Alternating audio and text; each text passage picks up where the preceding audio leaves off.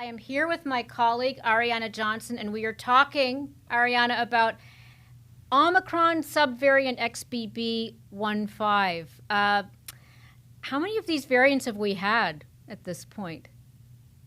Yeah, so there have actually been five variants so far. So there's been Omicron, Delta AY42, Beta, and then of course Alpha, which was the original variant. But the thing is there are subvariants within these variants. So XBB.1.5 is a subvariant of Omicron. And so yeah, those have been the main But variants. so it's in the news because it is essentially surging at this point, right? How contagious is it? Yeah, so this subvariant is highly contagious. Um, Currently, there's about, especially in the Northeast, it makes up around 73% of cases in the Northeast. And it's the most contagious, the most prevalent subvariant in the country right now. It makes up about 43% of cases so far. So, yes, it's highly contagious, highly transmissible. But of course, contagious and severity is very, very different things. So it seems like it's not quite as devastating as certainly early in the pandemic. Right, exactly. So the symptoms for this new variant are more cold-like. So instead of like high fevers and things of that nature, you're looking at symptoms like a cough, congestion, runny nose. So yes, the severity of symptoms isn't as strong as previously. Is there any basis, like if we were to look, for example, at whether it's hospitalizations or rate of new infections? I don't even know if the data is as easy to glean at this point, but certainly hospitalizations would tell us something, wouldn't it?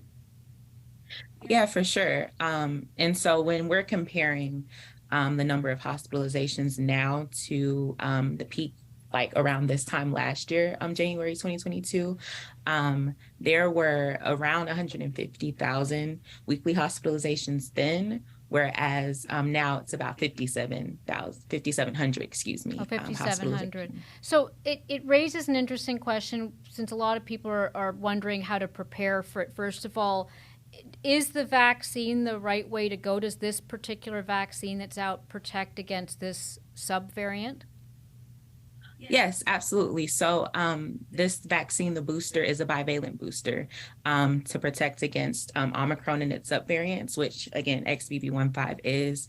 And so, what's interesting is only about like 15% of Americans who are eligible for the booster have gotten it. And so, getting your booster is definitely the first step in protecting against this new subvariant. And the other question is about the public health reaction, which is in the past, there have been times when we've locked down, where restaurants have closed. I think we're past that at this point. But should people be avoiding public places, or is there any guidance from the CDC as to how seriously to take this subvariant if it's a tantamount to a common cold? Yeah, so the CDC still recommends masking in public areas. And so still recommends social distancing, especially if you've come in contact with someone with who's been infected with the virus. And so there's still restrictions or not restrictions, but methods put into place like Mm-hmm. masking and social distancing that the CDC still recommends. But as far as like being outside, there aren't any restrictions of masking outside. It really depends because the CDC labels different areas as high risk. And so it has different recommendations for like high risk, low risk, medium risk areas in the country.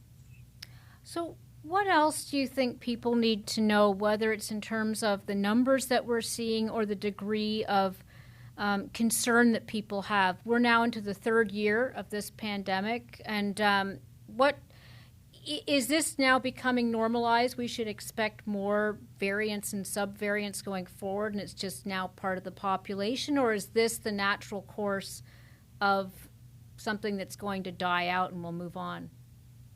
Yeah, well, things like this, they tend to keep mutating when it comes to like the general public not being or having herd immunity.